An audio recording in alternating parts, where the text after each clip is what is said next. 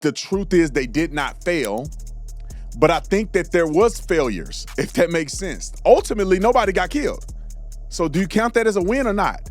Or you count that as rolling the dice and hoping to God that nobody got killed? Because a whole bunch of people should have been killed. Even though the Secret Service did a great job at evacuating the president and getting him back to the White House, it should never have gotten to that point. I've said this many times. I saw many hotel guests just walking through the lobby. They didn't have to show any identification. Neither did I. Nobody checked my purse. And I was among some high-ranking individuals in the administration, in the news world. I've been to many events where President Trump's in attendance, and the security is normally very, very strict, especially at the White House. And for the president to be speaking at a hotel in Washington and there not to be the highest level of security is insane and should be investigated. Shout out to the team. They built this shirt super quick. They ran, they did it, made it happen.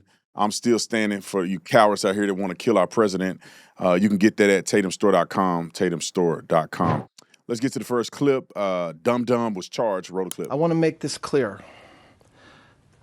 This man was a floor above the ballroom with hundreds of federal agents between him and the President of the United States. The Department of Justice approaches incidents like this with urgency and clarity of purpose. Violence has no place in civic life. It cannot and will not be used to disrupt democratic institutions or intimidate those who serve them, and it certainly cannot continue to be used against the President of the United States.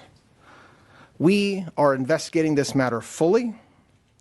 We will apply the law fairly, and we will ensure that accountability is swift and certain. But we also should recognize what did not happen. Law enforcement did not fail. They did exactly what they are trained to do. This was not an accident. It was the result, as we know now, of preparation. But the men and women who protected us that night were trained, professional, and had an enduring commitment to the rule of law. Today, the Department of Justice filed 3 federal charges in United States District Court against Cole Thomas Allen. The first count is attempted assassination of the President of the United States. This count is punishable by up to life in prison. The second count is interstate transportation of a firearm to commit a felony. This is punishable by up to 10 years in prison. And the third count is discharge of a firearm during a crime of violence, which is punishable by a mandatory minimum term of imprisonment of 10 years, a maximum of life, and the 10 years is consecutive to any other sentence imposed. All right, let's talk about this. I think 100% this dude should get a life sentence. He should do life in prison. There's no question about it. Throw the mother freaking book at him. Assassination attempt. He tried to shoot people. He ended up shooting somebody during this thing. And he took a gun from California. Make an example out of this fool. Life. Matter of fact, give him life for each charge. I'm surprised they didn't charge him with attempted murder of everybody in the building. How did they know who he was going after? He was going after the president, who said he wasn't going to try to shoot his way through everybody to get to the president. He should do a long time in prison. And I will say this. Only thing I disagree with Todd on is that I know that Todd has to say what he has to say. He want to boast for the Secret Service and law enforcement or whatever the case may be. The truth is they did not fail, but I think that there was failures, if that makes sense. Ultimately, nobody got killed. So do you count that as a win or not? Or you count that as rolling the dice and hoping to God that nobody got killed? Because a whole bunch of people should have been killed. I do not understand, and even though he said that there's hundreds of officers in between and Secret Service agents in between them and the president, you still left the lobby open. Even though the Secret Service did a great job at evacuating the president and getting him back to the White House, it should never have gotten to that point. I've said this many times on these shows. The leadership and management of the Secret Service has completely misread the assignment. From the very first day that Trump walked down the beautiful golden escalators to the time he got elected, to the time he was out of office, former president, to now where he is president again, the threat level against the president has grown exponentially. Yet the Secret Service as an agency has refused to accept this and modify the way they do things to account for this ridiculously high threat level, to the point where they took the president of the United States into an open hotel, the largest ballroom in D.C., where 90% of the invited guests, by the way, are members of the subversive media who spend their entire day pushing people towards violent rhetoric and violent extremist activity against not just the president, but the administration officials who are in that room, and towards anti-law enforcement and anti-American sentiments to begin with. The Secret Service should never have brought the president into that building to begin with if they couldn't secure the building. Regardless of how far out that perimeter was extended, the public was already inside the perimeter. How many thousands of people were checked into that hotel doing who knows what in those hotel rooms? This guy could have been assembling a nuclear device and the Secret Service wouldn't have been aware of it. This was a disaster in the makings. And yes, the phase where they had to get the president out of there and secure everything in that ballroom, that was done the way the Secret Service should do things. Yeah. Much different story on the other side of those ballroom doors. I mean, you want to check a person's firearms at the door. You want to make sure people can't get from the ticket counter or the checkout counter or whatever the case may be to the actual venue with a gun. Think about it real quick, and then we're going to get to Trump 60 Minutes. He checked into the hotel as a killer, and nobody knew about it. The man checked into the hotel with every intent to kill the president. And he was able to get there with guns. He was able to get down into the lobby with a gun, and they never shot him that I know of. So he slipped and fell, because outside of that, was it enough obstruction for them not to get to the president? Possibly. But I don't think that was a good job. They got to stop. It should never even be a close call like this.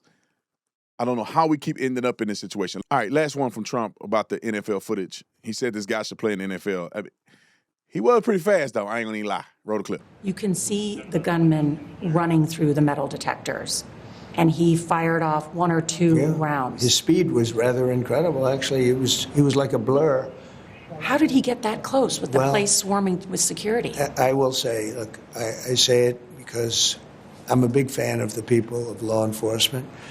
And, some of these people, they may be crazy, but they're not stupid, and they figure things out.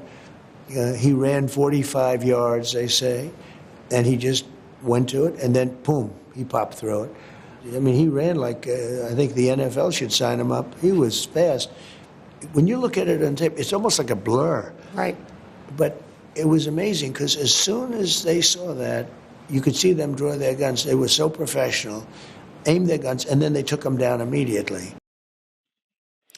Yeah, I have to admit that was ultimately they did their job. And there was a little bit of a distance. I think we have a clip. Maybe we'll play it. Let's play it now. So you guys, I want to walk you guys through kind of what the lobby looks like, so you can kind of see where direction he ran. Because it shows very clearly a guy did a presentation on this, and I thought he did an incredible job. So it shows how he ran through the lobby.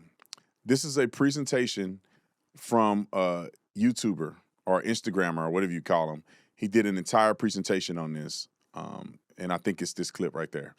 So let's play this so you guys can see his flight travel. Like, where did he come from? Where did he start? Where he end up? And actually how far he was from the Correspondents' Dinner. Roll the clip. Let me show you where the shooter at the White House Correspondents' Dinner ran through. He comes right past these three doors, and I want to know where that was. So it turns out the Hilton has a 3D tour of the whole place, and you'll see those three doors are right by the elevator at the foyer of the terrace level. Let me show you the Hilton. There's this entrance on the lobby level down here. You could enter by the lobby, come downstairs, and then there's this terrace level entrance, and this is where Ronald Reagan was shot.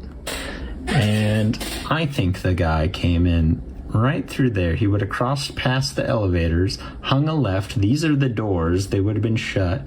He would have ran right there and then got stopped right at the stairs. And bam, they got him.